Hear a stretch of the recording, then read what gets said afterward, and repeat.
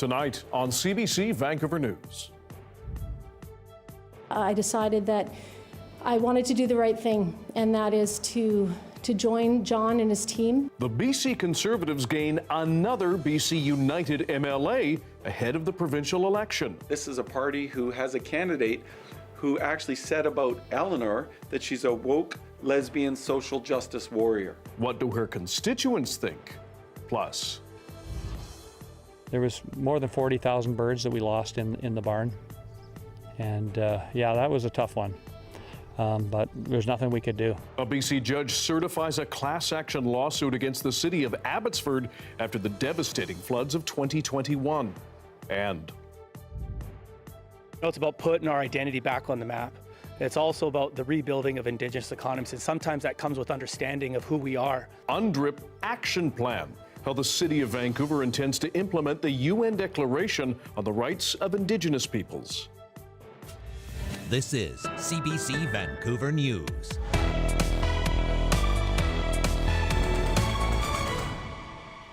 Hello, I'm Dan Burritt. Thanks for joining us. We have another plot twist in BC's always rough and tumble provincial politics.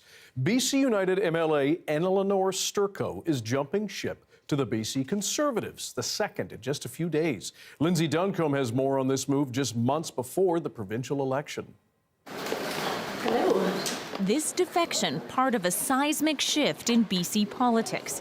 Ultimately, I've made this decision to join what really is the largest grassroots movement we've seen in our province. Elenore Sturko, former RCMP spokesperson, lesbian, and rising political star, is the second BC United MLA to leave the official opposition and join the BC Conservatives in just a few days, doubling the caucus from 2 to 4. We're building a broad-based coalition, this grassroots movement across the province, people coming in wanting to see that change. We're BC United. Join us. The defections follow rapidly declining support for BC United. That's the new name for the former BC Liberals, the party of former Premiers Gordon Campbell and Christy Clark. What we appear to be witnessing is the collapse of BC United. The wheels seem to have come off the bus. Vancouver is the third most unaffordable housing market in the world. The reason? The popularity of the federal Conservatives. Pierre Poilievre is campaigning against the policies of BC NDP Premier David Eby, blaming Eby and Prime Minister Trudeau for BC's high cost of living and attacking progressive drug policies. Really, I think what is going on is the antipathy that exists across the country for Justin Trudeau, the rise of a conservative movement, which has swept across a lot of British Columbia. The leader of the BC Conservatives is a former BC Liberal who was kicked out of the caucus for his views on climate change. The Conservatives dropped 3 candidates for views on LGBTQ rights and COVID vaccinations. BC Premier David Eby is currently ahead in the polls, benefiting from a divided right. But if that is changing, the BC Conservatives may be a formidable foe. BC's next election is 4 months away. Lindsay Duncombe, CBC News, Vancouver. And leading up to that election, the leader of the BC United weighed in on this second defection from his party to the Conservatives. I'm disappointed and frankly shocked at the decision that Elenore chose to make, especially going over to a party that she has long disavowed, both to me personally and to our caucus, for being far too extremist. Falcon argues as the election gets closer, it will become clear the public wants a reasonable, common sense approach to government represented by his party. So what do Elenore Sturko's constituents think of her defection? We asked some of them in her Surrey South riding.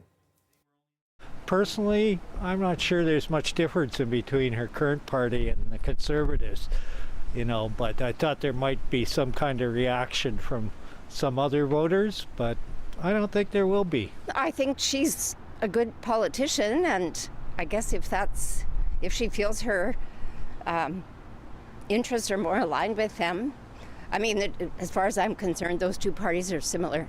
We probably thought that was a good move for her to do that. Just because the Conservatives are a little bit more visual, a little bit known, a little bit more than the United. Oh, that's no good. I tried that. I like her so much. I don't know. I'm really giving it a lot of thought. If her policies and opinions align better with Conservative Party, and she's not getting through from the BC United Liberal side, then I'm sure like it's fine. Like, you gotta do what you gotta do. But if it's just for opportunity and you don't really care about the community you're serving, you're just doing it for your own career growth or whatever, then that kind of looks shady. It's very interesting to see that she does support this party that kind of doesn't really respect her identity to the core, so it'll be interesting to see. For more on this latest shift in BC politics, and it's a big one, we're joined by UBC political science professor Gerald Beyer, always a fan of the show. Gerald, appreciate you being here. First, another pickup for the Conservatives. What does this say about any of the momentum that party has and what BC United doesn't have? It's just explosive momentum right now. Last week started off sort of bad for the Conservatives. They had a candidate resign for Twitter comments that were, sort of decided to be unpopular. It looked like they were having a bad week. They ended with the caucus chair of the BC United joining their party and, running under their banner for the next election. And now, sort of the top prize, potentially, a star candidate that the BC United brought in for a by-election, who is, leaving the party now and does a lot for the Conservatives, does a lot to bring in a strong candidate, a well-known candidate, that well-known in her constituency, maybe even well-known across the province, and a moderating candidate, somebody who takes a little bit of the sting out of some of the accusations of extremism that the BC Conservatives might face in an election. I wanted to pick up on that. As you said, Elenore Sturko, we know her as a former Surrey RCMP spokesperson, highly critical of this government's decriminalization policy. She's also gay, and as we heard in the story and you intimated, joining a party that has members who have ridiculed her for her sexuality and have slammed pride parades. How do you think that will play? Well, I mean, I think part of it for, at a personal level, and she says that those candidates have apologized to her personally, and that's okay. I think the BC United leader, Kevin Falcon, has said you wouldn't believe what she'd said about them in the past, probably in regards to exactly those matters. So I think that is still a tough call. That's still going to be something that the voters are going to try to work out in terms of the party. I don't think this will lead to, LGBTQ voters going en masse to the BC Conservative Party because Elenore Sturko is there, but it does have a moderating effect for maybe some of those centrist voters who are saying, well, that's a little bit too far for me. And so I think, she'll continue to push that. That might moderate more candidates. It might even mean that some of the candidates in the Conservatives think again about what party they're in, because this seems like much closer to a centrist party with her in it than it did, before the weekend. UBC political science professor Gerald Beyer, we always appreciate your time and your insight. Thanks again. Problem. Rain and dense fog are making it harder for rescuers to find 3 missing hikers northeast of Squamish. The experienced trio went on a climbing trip in Garibaldi Park last week. Squamish Search and Rescue says the last known communication with that group was on Friday morning. So Mount Atwell is a very serious mountain. It's very complex terrain, lots of hazard related to rock falls and cornices and avalanches. So navigating this terrain in bad weather is already very difficult. The team says it tried flying a drone to help locate the missing trio and got help from a military helicopter, but neither could handle the weather.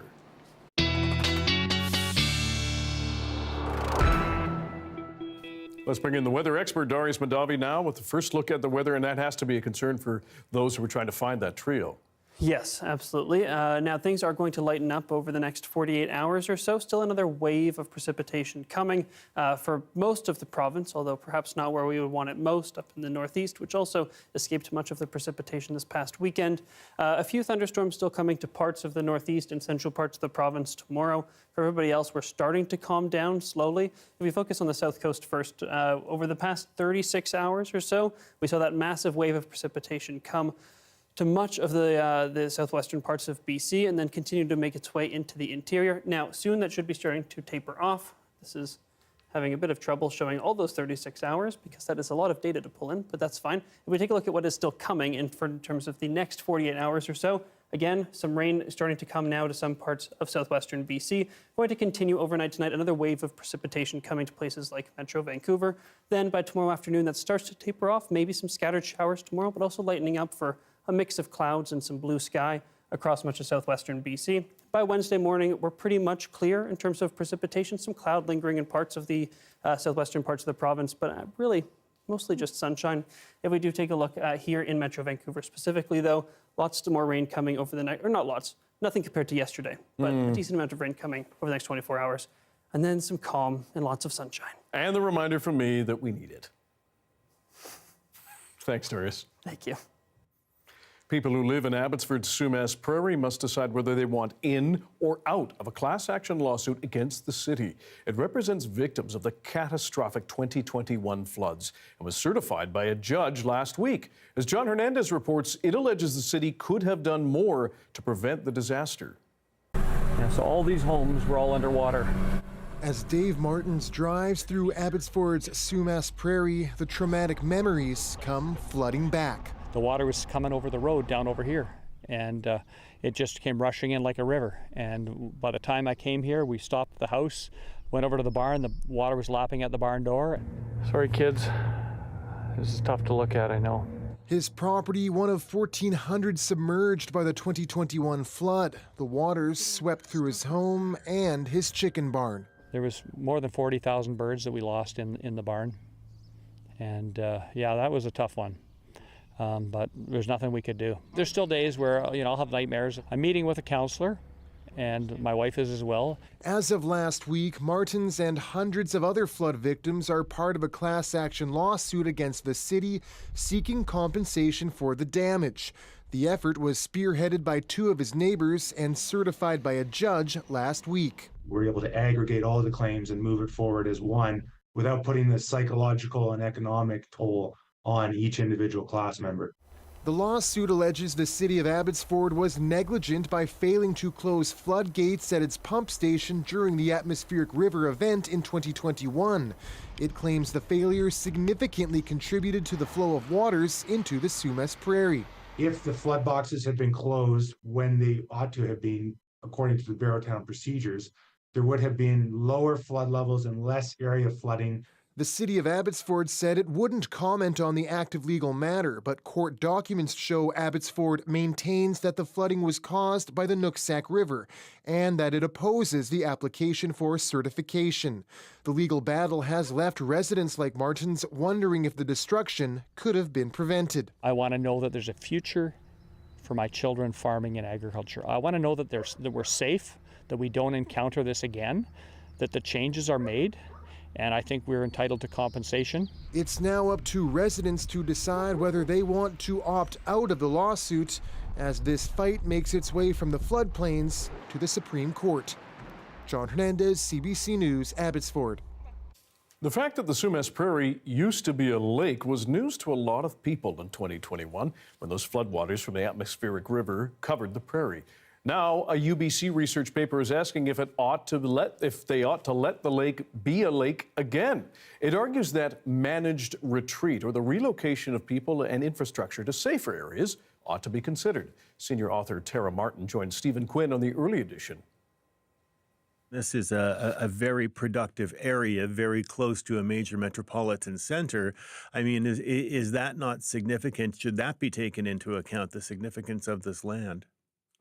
Absolutely. This is land that is currently used for farming livestock, poultry, pigs, cattle. It's also an area that is used for growing carrots and potatoes.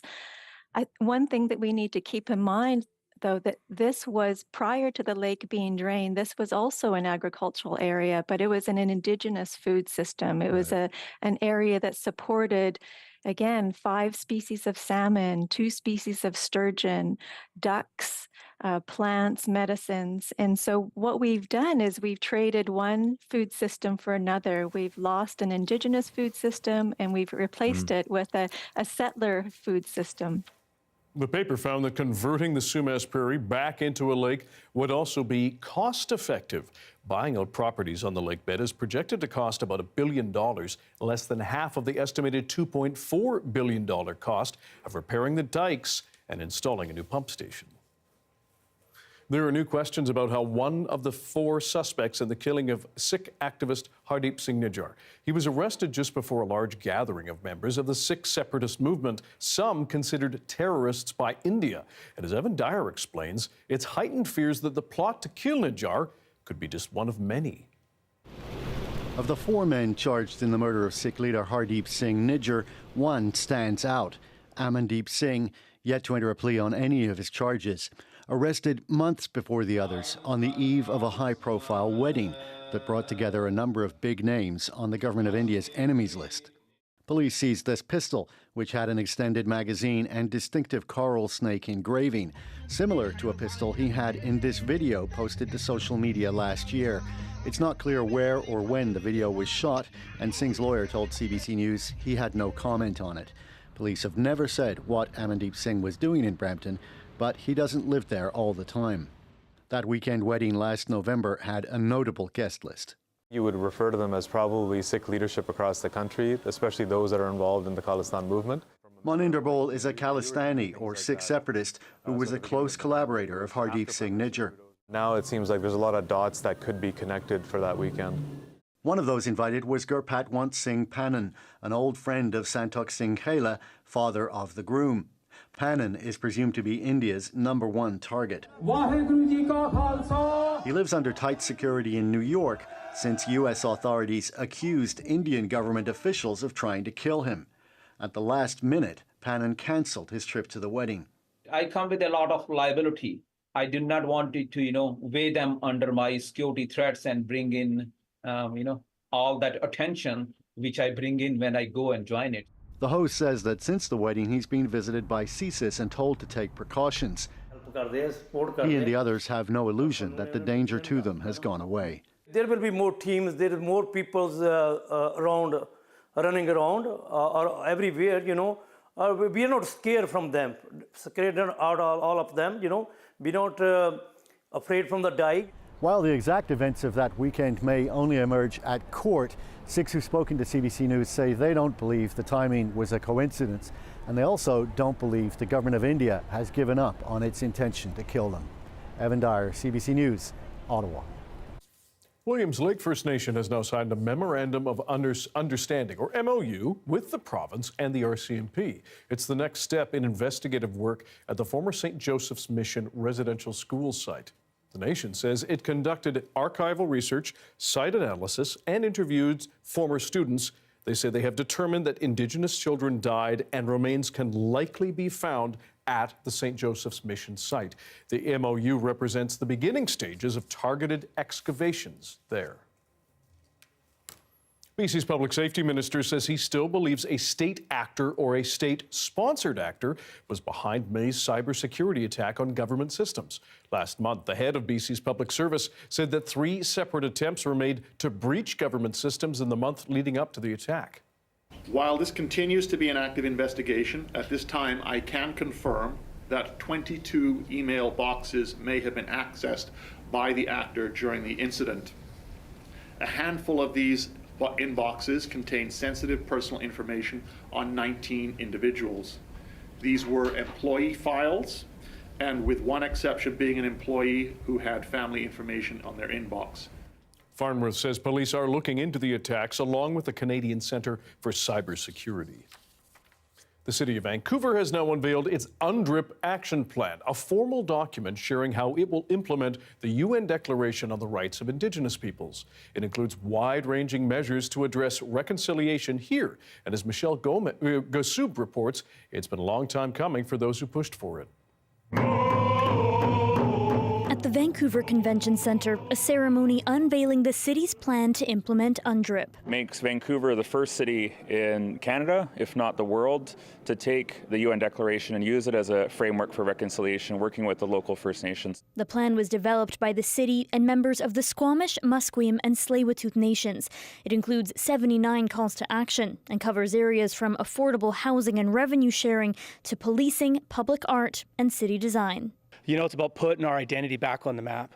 It's also about the rebuilding of Indigenous economies, and sometimes that comes with understanding of who we are and understanding that we do have strong nations that want to build or rebuild our economy that once were thriving for thousands of years. UNDRIP was first adopted by the UN in 2007 and was initially opposed by Canada. But since then, UNDRIP legislation has been passed at the federal and provincial levels. The city began work on this document in 2021. Every single member in that chamber at City Council is 100% behind this. And so this crosses, every single party in there wants this to happen. Across the country, Ottawa marked 5 years since another key report, the inquiry on missing and murdered Indigenous women and girls. There were criticisms those calls for justice have largely gone untouched. With the majority showing minimal to no progress, this failure is not acceptable to our people. But those here say this plan is different. They say accountability is baked in, as are Indigenous teachings. And the values of Musqueam, Squamish, and Tsleil-Waututh have really been the guiding force in how we've developed this, and I think that will continue on into implementation. This action plan gives us that voice. We're not going through the Supreme Courts of Canada to say that we, Musqueam, Squamish, and Tsleil-Waututh, have a right to be here. The plan will be formally introduced to City Council on June 25th. Michelle Gassoub, CBC News, Vancouver. The federal government has moved to restrict flagpoling hours at 12 ports of entry in Canada, including 5 here in BC. Flagpoling is when people leave Canada and then re-enter within 24 hours so they can receive same-day immigration services. While flagpoling is legal, as Shoria Chetri reports, the shortcut is facing growing pushback on both sides of the border. Here in Surrey, the Peace Arch border is one of the busiest border crossing between US and Canada. It is also one of the most popular options for temporary residents to renew their status via flagpoling. Here's how the process works. You travel across the border, whether it be for a minute, an hour, or several days, depending on your status. Then you travel back north to Canada Border Services Agency, where they review your documents and can provide you with a new residency status, such as a renewed study permit or work permit, extend your temporary resident status, or confirm your permanent residence, turning what can be months-long process into a very short one. Despite some time savings, there are some risks associated. The Canada Border Services Agency says that people who apply via flagpoling may not be able to re-enter Canada, and this also applies to people with maintained status. The agency says it discourages flagpoling, and as of May 30, it has limited hours of flagpoling services at 12 ports of entry in BC, Ontario, and Quebec. The CBSA says the limitation introduced is to enable frontline officers to efficiently process large volume of travelers in peak periods and to focus on other key priorities. But one immigration consultant says that's not going to be of much help. I'm not sure that that would be the cure. I'm not sure that that is going to lessen applicants from wanting or needing to flagpole. Although a risky endeavor, Lee says flagpoling is necessary in certain situations. The example of that could be that a company can't wait the 60 to 90 days for IRCC to process the application in order for the worker to start working. And so that's the usefulness of it, and that's the reason why people do it. In a statement to CBC, Immigration, Refugees and Citizenship Canada says there are policies in place that let workers get authorization quickly to start working for a new employer rather than waiting. Earlier this week, U.S. Senate Majority Leader Chuck Schumer called on Canada to stop permitting flagpoling, saying the process is putting pressure on U.S. Customs and Border Protection. By increasing traffic and wait time here at the border, hampering smooth commerce between our nations, hampering tourism. But a Washington-based immigration lawyer says otherwise. I don't see it as a problem. I've never heard an immigration officer on the American side complain about it or comment. Flagpoling has gone on for years, as a backlog of online and paper applications have created lengthy wait times for some. However, as immigration experts say, it's a process to approach with caution and extra preparation. Shaurya Chetri, CBC News, Surrey. Gender diversity is important in all workspaces, but one study finds in surgical rooms, more women can save lives. We're going to get into those numbers with our medical expert right after this.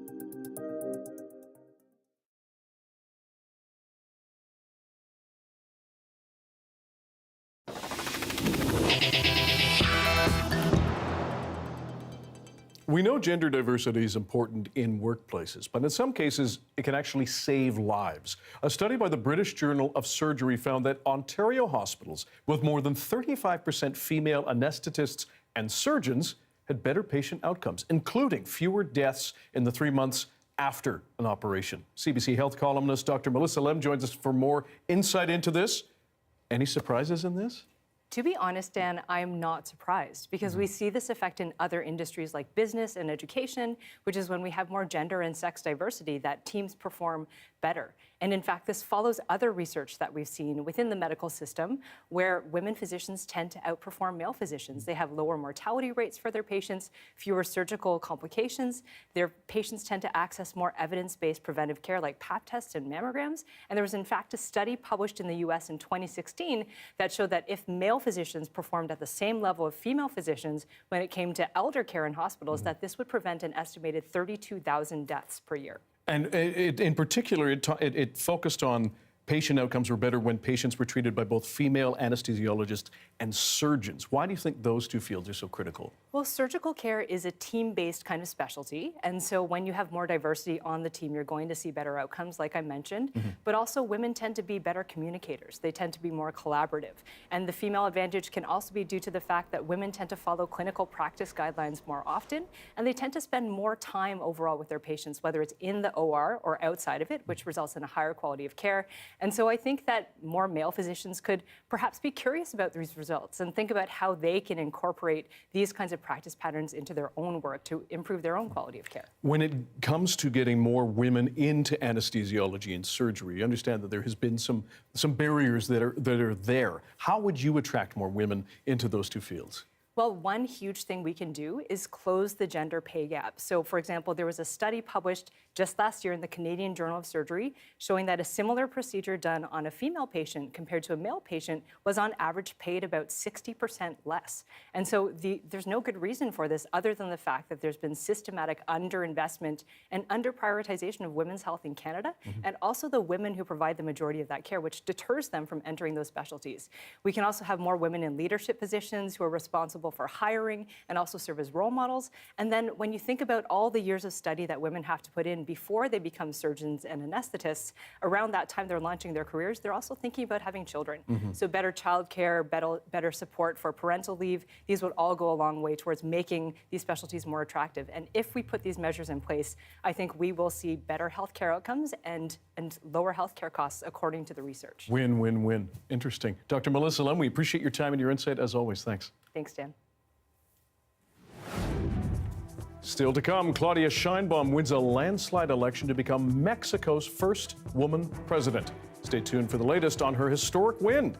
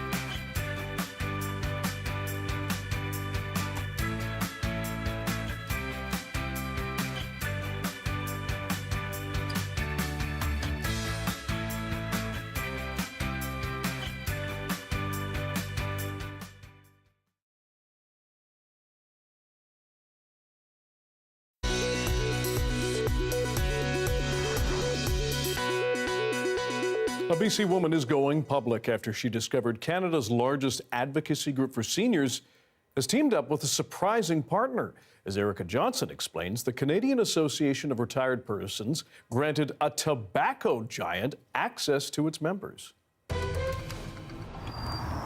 Ellen Gould enjoys the fresh air of Powell River, once called the least polluted city in the world. So she was curious when an email arrived from CARP, the Canadian Association of Retired Persons, inviting her to take part in a focus group to explore alternatives to cigarettes, like vaping products.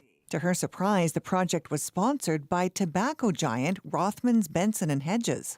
I was just completely shocked that CARP would do this. You can't advocate for the well-being of seniors and then get in bed with big tobacco.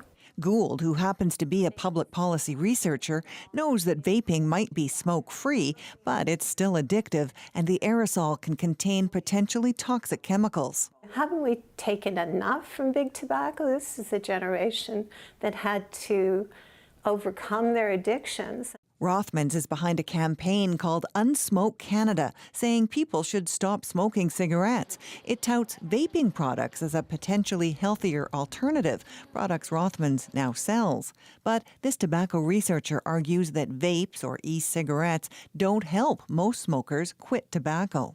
They either return to being exclusive cigarette smokers, or they become dual users of both e-cigarettes and cigarettes, and that's even worse. He argues the end goal of Rothman's campaign, get government to change regulations so vaping's not included under the Tobacco Act. That's what they want to achieve, legitimacy. And CARP is providing a platform for that legitimacy, which is absolutely wrong. The tobacco company said research with CARP's members is legal, appropriate, and essential. Gould emailed CARP to cancel her membership. The response in an email to go public from the association's president?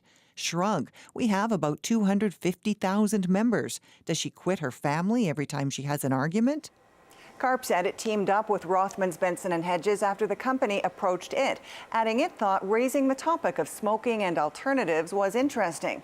The organization declined to say how much money Rothmans offered it or whether the relationship would continue. Erica Johnson, CBC News, Vancouver.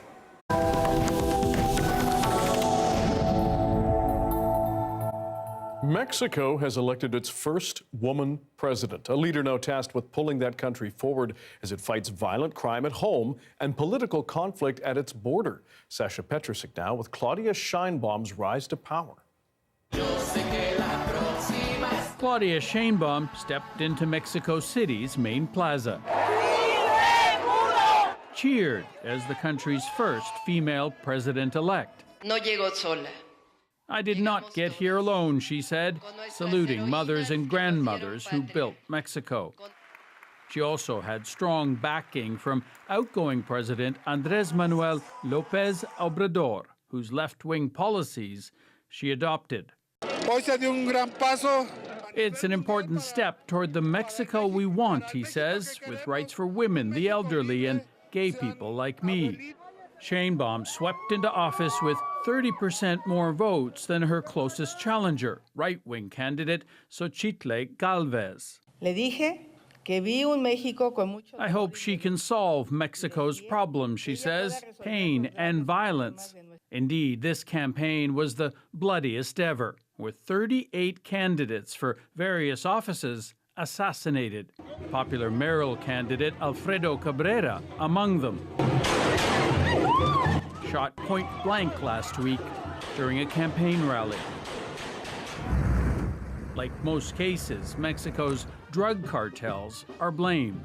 We have been living in Mexico a process of violence, insecurity, and penetration of crime organizations trying to get control of local and municipal governments over the past 10 years. Sheinbaum's other big challenge? Refugees flooding the U.S. border. American officials say that's eased a little, but they're counting on the new Mexican president to do more. As for Canada, Prime Minister Justin Trudeau called Sheinbaum to congratulate her, saying the two can work together on issues like gender equality and climate change. Sasha Petrusik, CBC News, Toronto. The mammoth election in India has now wrapped up with over 642 million votes cast over 6 weeks. Exit polls project a decisive win for the country's serving populist prime minister. But as Chris Brown reports, it also signals an emboldened leader who explicitly promotes Hindu nationalism. In the colorful, colossal exercise of Indian democracy, all that remains now is the counting. Held during some of the hottest weather India has ever seen, the commission that oversaw the 6-week vote took what amounted to a bow. We have created a world record of 642 million proud Indian voters. Over the last decade, Prime Minister Narendra Modi is credited with lifting hundreds of millions of Indians out of poverty with business-friendly policies. He is managing the country very well, so that is why I have elected for him. But Modi's critics claim he's pitted Indians against each other by reshaping India primarily as a Hindu country. Early in the campaign, he appeared to refer to the country's 200 million Muslims as infiltrators. The once dominant Congress Party cobbled together a coalition of opposition groups and at times appeared to be chipping away at Modi's BJP party, emphasizing that India's new prosperity is lopsided. The poor remain poor and the rich are getting richer, said clothing retailer Vikas Triputi. Analysts say minorities fear what will happen if Modi wins 2/3 of the seats, as some exit polls suggest is possible. There's long been the suspicion that the BJP has wanted to pass a constitutional amendment that might explicitly refer to India as a Hindu state, a Hindu Rashtra. Louise Tillen says a strengthened Modi could also test the patience of Western countries on issues such as human rights. So certainly a Modi that comes back with a strong mandate will be similarly emboldened to the Modi that we've seen in the last 5-10 years. India's financial markets appear to have already decided the outcome, with stocks soaring in anticipation of a decisive win for Narendra Modi. Chris Brown, CBC News, London. It's an invisible ocean algae. But what might seem small could be the key to big things, the promise of phytoplankton. After this.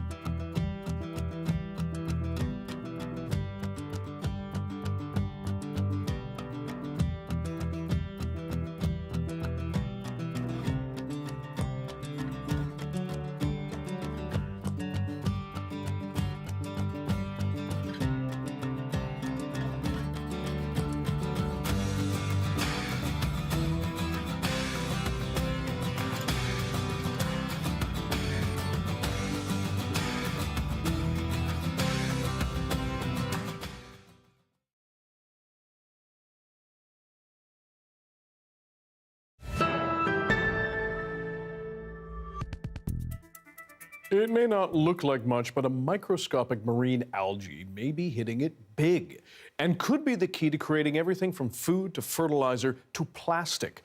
Radio Canada's Camille Vernet visited a phytoplankton farm on Vancouver Island to learn more about how to grow the invisible and what it might offer. Under the Salish Sea, an invisible resource lies hidden. Benjamin Achache collects this water to harvest the invisible. In my hand is like hundreds of millions of phytoplankton that are right there. Away from predators, the sunlight is all that phytoplankton needs to multiply. We don't seed our phytoplankton, we don't feed it, we don't really change the environment. Phytoplanktons are like plants. They grow using photosynthesis. Powered by the sun, they transform carbon into oxygen. And the 4 tanks combined, they represent the equivalent of a 4-acre forest in terms of carbon absorption and oxygen output.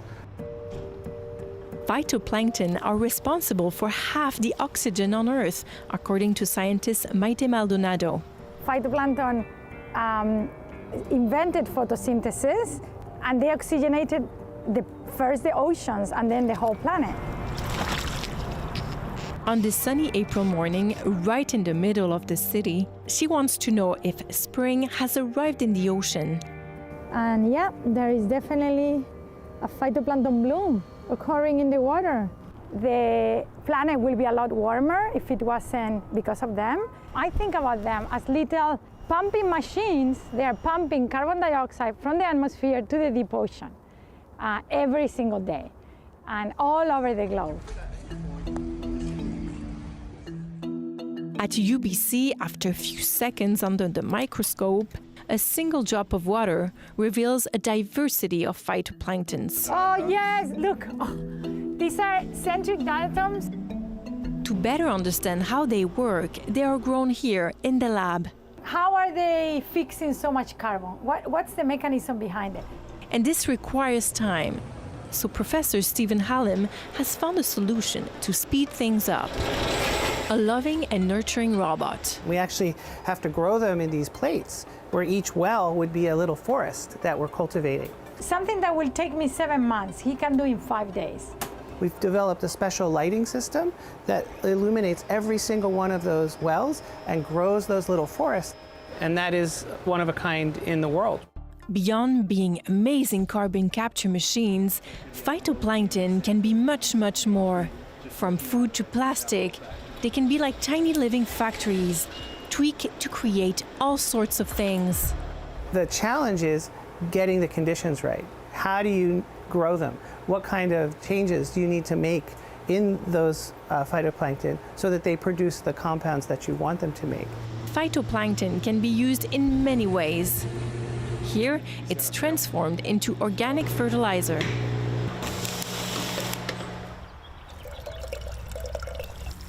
A lot of the minerals that are found in soils on land originally come from the sea. Not only is it helping with the plant growth, the communication with microbes in the soil, and get it from a place that is sustainable and also healthy for the environment and also healthy for you. A resource that is not taken but borrowed. When we harvest the phytoplankton, we take some of it from the ocean, and we always send it back more than what we took initially. A return to the ocean for this microscopic organism that could change our relationship with the sea. Camille Vernet, CBC News, Nanaimo.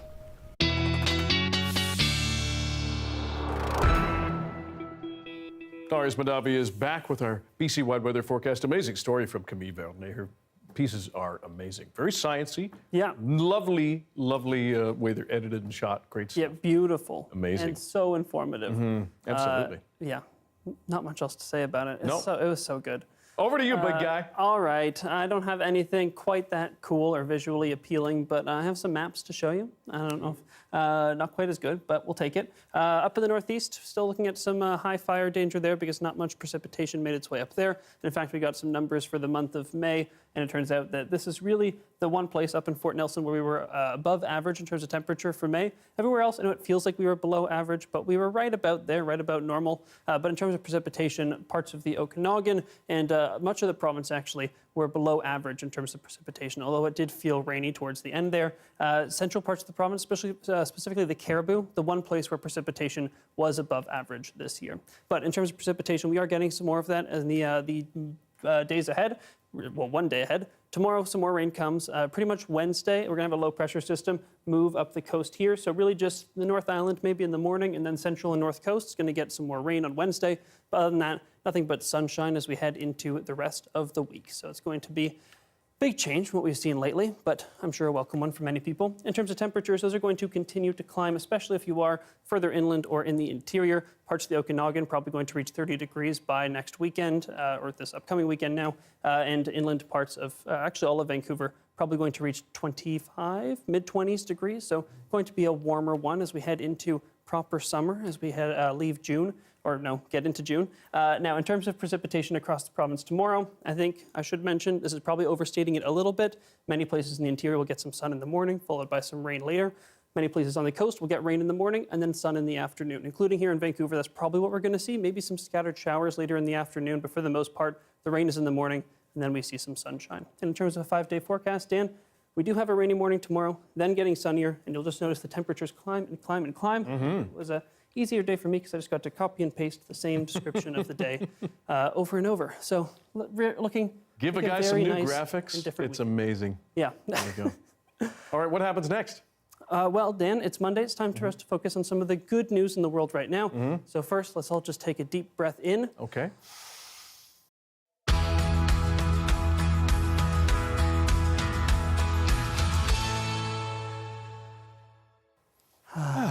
Very nice. Yeah. Maybe it'll be okay Monday.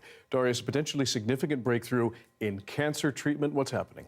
Yes, so we have made incredible strides in all sorts of frontiers of human health, including our deadliest killer here in Canada, cancer. Now, today was the annual meeting of the American Society of Clinical Oncology, which is a very long name to say, a bunch of people who do a lot of really great work researching cancer and how we can continue to fight it in new and better ways. And I know we often say cancer, meaning one disease, but it's really not. Every single kind of cancer in every different part of your body, totally different disease. And within that, even every individual's cancer is a different disease. So it's a really difficult thing to study. That's why we don't really have, we'll never have a real cure-all for every kind of cancer. But about 10 years ago, we had a major breakthrough in immunotherapy. So instead of trying to just attack the cells with whatever we can from outside the body, we get your immune system to really go and fight them ourselves. And so to do that, cancer cells have all kinds of really nasty tricks to avoid your immune system.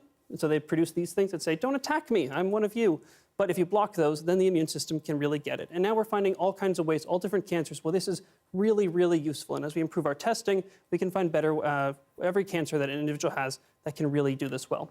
Also, major breakthrough, cancer vaccines, because now we can take a very small sample of your cancer and then design in just under 2 months a personalized vaccine just for you to train your immune system to recognize all these weird things about your personal cancer that then it can target and attack. And this is huge. This is massive improvements in people's survivability, the decrease in the amount of cancers that return, in breast cancer, skin cancer, and it's only going to improve from here. So And maybe it'll be okay.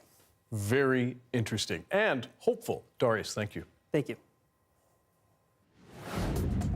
Coming up, how did an Ontario family catch a tiny, rare creature on their driveway? After the break, we'll take you to London.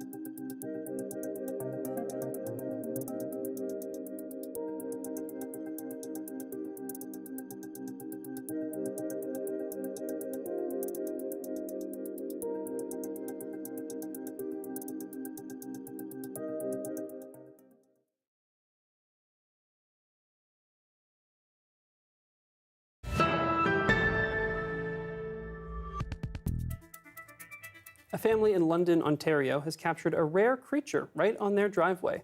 Here's 5-year-old Jack Seed describing how he met Bubbles.